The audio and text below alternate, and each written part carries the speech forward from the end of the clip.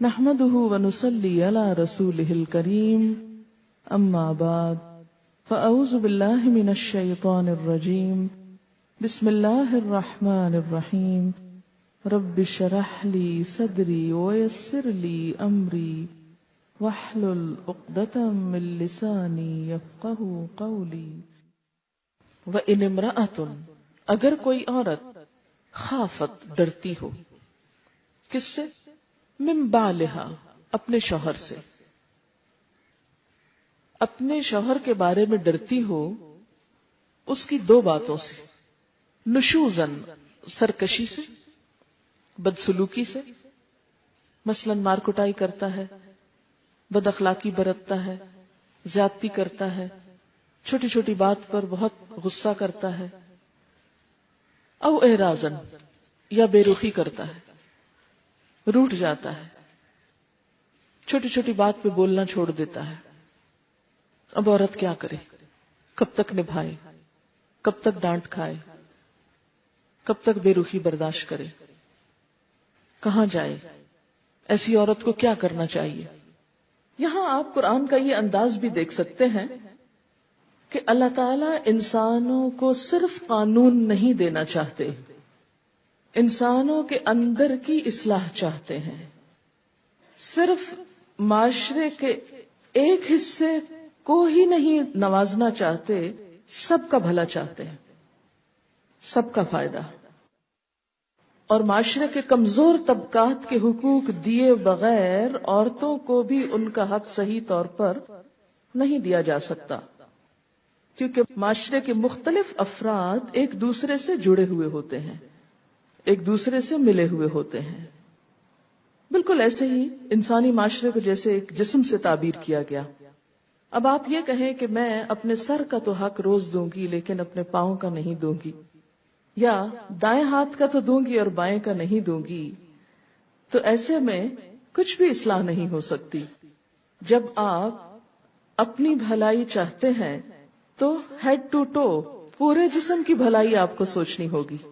مثلاً آپ دیکھیں کہ اس وقت دنیا میں جیسے امن و امان کو خلل ہے، تو اگر ہم کسی ایک خاص خطے میں امن قائم رکھنا چاہتے ہیں اور باقیوں کو اگنور کر دیتے ہیں تو کیا ہوگا؟ امن قائم نہیں ہو سکتا۔ اسی طرح اگر ہم معاشرے کے کچھ افراد کو تو حق دینا چاہتے ہیں اور باقیوں کو چھوڑ دینا چاہتے ہیں تو ایسا معاشرہ کبھی بھی پرامن نہیں ہو سکتا۔ ایک خاندان کے اندر ایک شخص کو تو حق مل رہا ہے اور دوسرا محروم ہے تو اس خاندان میں کبھی خوشیاں نہیں ہو سکتی۔ کسی بھی کپل میں اگر صرف مرد کو حقوق مل رہے ہیں اور عورت محروم ہے تو ان دونوں کے آپس کے تعلقات درست نہیں ہو سکتے۔ اس میں ہوتا ہے کہ عموماً جو طاقتور ہے وہ تو اپنا حق چھین کے بھی لے جاتا ہے، لیکن کمزور کو دلوایا جاتا ہے۔ اور اگر ہم بطور عام قرآن کا مطالعہ کریں تو یہ بات سامنے آتی ہے کہ کمزوروں کے حقوق کا خاص طور پر لحاظ رکھنے کا حکم ہے۔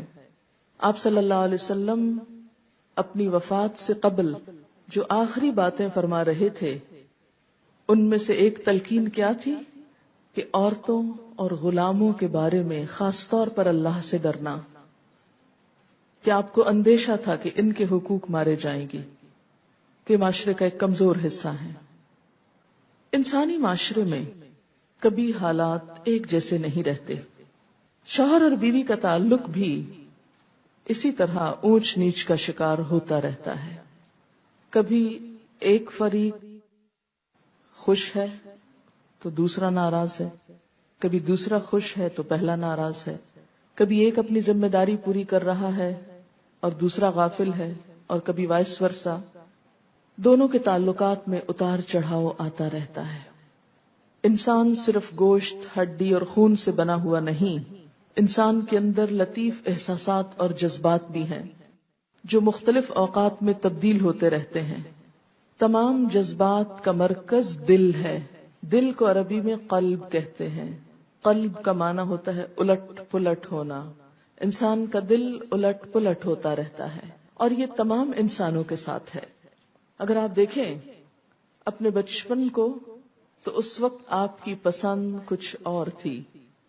ایک بچہ دنیا میں سب سے زیادہ اپنی ماں کو چاہتا ہے، اس کی طرف دوڑ دوڑ کر جاتا ہے ہر خوشی اور غم کے وقت. لیکن آپ نے دیکھا کہ بچے جب بڑے ہوتے ہیں، ٹین ایج میں آتے ہیں، تو ماں باپ کا رول ان کے لیے سیکنڈری ہو جاتا ہے. اب ان کے دوست اور معاشرہ ان کے لیے زیادہ امپورٹنٹ ہو جاتا ہے. پھر وہ عمر گزرتی ہے، شادی ہوتی ہے، پھر خاندان اہم ہونے لگتا ہے. شادی کے ابتدائی دنوں میں شوہر اور بیوی آپس میں ایک دوسرے کے لیے اٹریکشن محسوس کرتے ہیں. جب بچے ہو جاتے ہیں تو ان کی پرائرٹی پھر اپنی ذات سے زیادہ ان کے بچے ہو جاتے ہیں. پھر جب انسان بڑھاپے کی طرف قدم رکھتا ہے پھر اس کی پرائرٹیز بدل جاتی. زندگی کے مختلف حصوں میں انسان کی سوچ بدلتی رہتی ہے. یہ ایک بالکل نیچرل سی چیز ہے، اور بدلتے حالات، بدلتے اوقات، بدلتی سوچوں کو اکوموڈیٹ کرنا ضروری ہوتا ہے. شوہر اور بیوی کے تعلقات ہمیشہ خوشگوار نہیں رہ سکتے، اس میں اتار چڑھاؤ آتا رہتا ہے. لیکن چونکہ اسلام اس تعلق کو محض لذت یا شہوت کی بنیاد پر قائم نہیں کرتا، نکاح کی بنیاد پر قائم کرتا ہے. دونوں کو ذمہ داریاں بھی دیتا ہے، حقوق بھی دیتا ہے. اسلام میں شادی کا تصور یہ نہیں کہ جب تک اٹریکشن ہے اکٹھے رہو، جب ختم ہو جائے تو الگ ہو جاؤ. نہیں، کیونکہ بنیاد صرف اٹریکشن نہیں، بنیاد ایک نئے خاندان اور انسانیت کی تعمیر ہے. اکثر ایسا بھی ہوتا ہے کہ ابتدا میں انڈرسٹینڈنگ نہیں ہو پاتی، جو وقت گزرتا ہے ہوتی چلی جاتی ہے، ایک دوسرے کو سمجھنے لگتے ہیں. اس لیے شوہر اور بیوی کے درمیان جب اختلافات ہوں، تلخ دن آئیں، تو حل یہ نہیں بتایا گیا کہ دونوں ایک دوسرے کو چھوڑ جائیں، ایک دوسرے کو کاٹ دیں، ایک دوسرے سے الگ ہو جائیں. نہیں، بلکہ سخت سے سخت مرحلوں پر بھی ایک دوسرے کو سمجھنے کی کوشش کریں. پیچھے سورۃ النساء میں آپ پڑھ چکے ہیں کہ واللاتی تخافون نشوزہن، وہ عورتیں جن کی سرکشی کا تمہیں خوف ہو.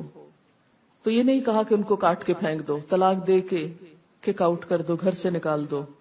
نہیں، کیا فرمایا؟ فعظوہن، انہیں سمجھاؤ. اور بعض کون سی نصیحت ہوتی ہے؟ جو دل میں اتر جائے پوری خیر خواہی کے ساتھ. نہ سمجھے تو کیا کرو؟ ان کو اگنور کرو، بے رخی تھوڑی اختیار کرو، شاید اب پلٹ آئیں، اصلاح ہو جائے. اسی طرح یہاں اب یہ بتایا گیا کہ اگر ایک عورت اپنے شوہر کی بے رخی سے، بدسلوکی سے ڈرتی ہو تو وہ کیا کرے؟ کیا وہ بھی گھر چھوڑ کے چلی جائے، معصوم بچوں کو چھوڑ دے، اپنا حق لیتے لیتے دوسرے لوگوں کے حقوق ختم کر دے؟ اسلام نے یہ نہیں سکھایا کہ وہ اس سے طلاق لے لے. اگرچہ خلا کا راستہ رکھا، لیکن پھر بھی معاشرے کی مجموعی بہتری کے لیے یہاں کیا سکھایا جا رہا ہے کہ کوئی حقوق کی کمی بیشی کر کے آپس میں کوئی راضی نامہ ہی رکھیں. کیونکہ عورت دوسری آپشن سوچے، اگر وہ طلاق لے لیتی ہے تو اس کے بچوں کا کیا ہوگا؟ وہ ایک چھوٹے مسئلے کے حل کے لیے ایک بڑے مسئلے میں گرفتار ہو جائے گی. تو یہ عقل مندی کی بات نہیں ہوتی کہ چھوٹے مسئلے کے حل سے بڑے مسئلے کھڑے کر لیں آپ، یا ناقابل حل مسائل شروع کر دیں آپ. آپ دیکھیں کہ بعض اوقات ہمیں کسی سے چھوٹی سی تکلیف پہنچتی ہے تو ہم کیا کرتے ہیں؟ اسے گالی دے ڈالتے ہیں. کیا ہوتا ہے؟ وہ دوسرا 2 دیتا ہے، آپ اسے 1 لگاتے ہیں، وہ 2 مارتا ہے آپ کو، اور نتیجہ کہاں جا پہنچتا ہے. تو بہتر نہیں تھا وہ جو پہلے چھوٹی سی بات تھی اسے سب کڑوا گھونٹ پی جاتے، صبر کر لیتے. اللہ صبر کرنے والوں سے محبت رکھتا ہے. کسی سے چھوٹی سی تکلیف پہنچی، آپ نے غصے میں بڑا شدید ری ایکشن ظاہر کیا، اب جب آپ اس کو دیکھتے ہیں تو پریشان ہوتے ہیں، شرمندہ ہوتے ہیں، دل میں کڑتے رہتے ہیں، ایک ماحول پلوٹ ہو گیا. کیا پایا آپ نے؟ لیکن اگر آپ اس موقع پہ ضبط کر جاتے، صبر کر جاتے، نتیجہ کیا نکلتا کہ وہ شخص جس نے آپ پہ زیادتی کی وہ بھی شرمندہ ہوتا، اور شاید وہ خود معافی مانگ لیتا، میرا قصور تھا، میری زیادتی تھی. لیکن عموماً ہم ایسے مواقع پر کیا کرتے ہیں؟ جواباً شدید ری ایکشن ظاہر کرتے ہیں. وہ وقتی طور پر تو شدید ری ایکشن ہم نے کر لیا، پایا کیا؟ انسان دیکھے حاصل کیا ہوا؟ ہم پاتے نہیں، پھر کھو دیتے ہیں. تو ایسی تمام خواتین جو اپنے شوہروں کے ہاتھوں تنگ ہوں، ان کا یہاں حل بتایا جا رہا ہے کہ وہ تھوڑے سے صبر سے کام لے لیں، تھوڑے سے اپنے حقوق کو جانے دیں. اللہ دیکھ رہا ہے، اللہ اس کا بدلہ ضرور دے گا. اس کا حل صرف یہ نہیں کہ آپ گھر چھوڑ کے بھاگ جائیں یا جواباً شوہر کو پیٹنے لگے. وہ تو گھر نہ ہو جائے گا، ایک کشتی خانہ ہو جائے گا، ایک دنگل ہو جائے گا. دنگل بنانا چاہو تو بنائیں. اسی لیے وہ جو پہلے بھی میں نے بات کی تھی کہ مرد مار سکتا تو عورت کیوں نہیں مار سکتی؟ عورت کو اللہ نے مارنے سے روک کر اس دنگل کو ختم کیا، ورنہ باکسنگ شروع ہو جاتی گھر میں تو گھر گھر نہ رہتا۔ تو یہاں پر کسی بھی نزاع کے موقع پر، جھگڑے کے موقع پر، فساد کے موقع پر، بد اخلاقی کے موقع پر، بد سلوکی کے موقع پر جب ایک شخص زیادتی کر رہا ہو تو جواب میں تھوڑے سے دھیمے ہونے میں آپ کی کوئی بے عزتی نہیں۔ لوگ سمجھتے تھے ہماری بے عزتی نہیں۔ حدیث میں آتا ہے من تواضع للہ رفعہ اللہ، جس نے اللہ کے لیے عاجزی اختیار کر لی، تواضع اختیار کر لی، اللہ اس کو بلندی دے گا، اللہ اس کو بڑا کر دے گا، وہ چھوٹا نہیں رہتا۔ ایک دانہ گندم کا ایک دانہ ہوتا ہے، جب وہ مٹی میں ملتا ہے تو اس سے 700 دانے بنتے ہیں۔ اگر وہ اکڑا رہے اور کہ میں مٹی میں نہیں جاتا، میری اس میں ذلت ہے، میں شیشے کی بوتل میں رہنا چاہتا ہوں، 100 سال بھی شیشے کی بوتل میں رہے تو کھایا جائے گا اندر سے، اوپر سے خالی خول کھڑا رہے گا، اندر سے کھا لیا جائے گا، اور اس سے 700 کبھی نہیں بنیں گے۔ تو جو لوگ زندگی میں تکبر کا رویہ اختیار کرتے ہیں، اپنی انا کے خول میں رہتے ہیں کہ جی ہم بڑی شے ہیں، وہ کچھ نہیں پاتے۔ تھوڑا جھک جانا، تھوڑا عاجزی اختیار کرنا۔ اور آپ نے دیکھا ہوگا کہ ہر دور میں معاشرے کے اندر یہ مسئلہ باقی رہا ہے، بہت سی عورتوں کو ایسے حالات سے سابقہ پیش آتا ہے کیونکہ مرد کی فطرت میں اللہ تعالیٰ نے قدرتی طور پر ایک اپر ہینڈ رکھ دیا، ایک برتری کا احساس رکھ دیا۔ جسمانی طور پر بھی مرد طاقتور ہوتا ہے کیونکہ اس کے کام جو اس سے ایسے اللہ نے لینے تھے۔ اس کے برعکس عورت چونکہ ماں ہے، اس کے اندر لطیف جذبات ہیں، احساسات ہیں، شفقت ہے، محبت ہے، ممتا ہے، نازک احساسات ہے، کیونکہ ماں بننے کے لیے سب کچھ بہت ضروری تھا، یہ شفقت، یہ کیئر، یہ لو، یہ سب کچھ۔ اب ایک کی فطرت کچھ ہے، ایک کی نرم ہے، دوسرے کی سخت ہے، اور دونوں کا جوڑ ہے۔ اب ہو تو کیا ہو، کیا کیا جائے؟ یہ نہیں کہا گیا کہ وہ خلا لے لے، یہ نہیں کہا گیا وہ طلاق کا مطالبہ شروع کر دے، یہ نہیں کہا گیا کہ وہ بھی روٹ کر گھر چھوڑ کے بچوں کو چھوڑ کے چلی جائے، آزاد ہو جائے، یا یہ کہ کسی اور آدمی سے دل لگا لے، یا وہ بھی سرکشی اور بدتمیزی شروع کر دے۔ یہ حل نہیں بتائے گئے۔ کیا کہا گیا؟ فلا جناح علیہما، تو کوئی گناہ نہیں ان دونوں پر، دونوں کو سمجھایا گیا ان یصلحا بینہما، کہ آپس میں صلح کر لیں۔